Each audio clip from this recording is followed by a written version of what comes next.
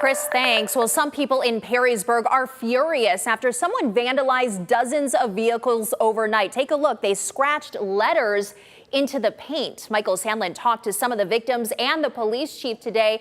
Michael, do they have any leads tonight on who did this?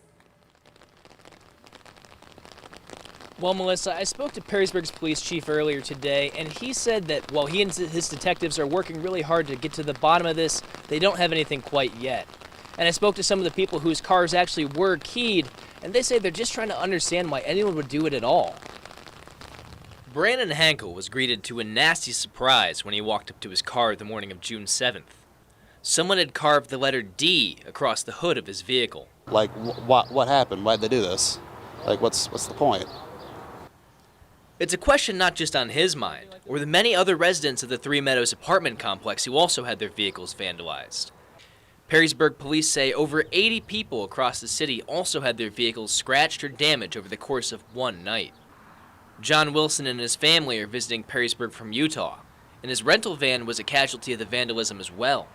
He says he's visited the area before, and it's not something he would expect to happen here. I was highly surprised that something would happen here. In fact, my daughter-in-law, she was totally shocked. The first thing she said, "That happened in Perrysburg?" For Perrysburg Police Chief Patrick Jones, it's not the kind of reputation he wants the city to have.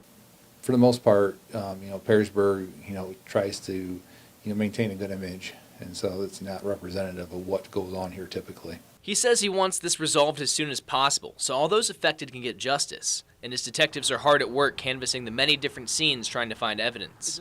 But so far, nothing has turned up, and he's asking for help from the public.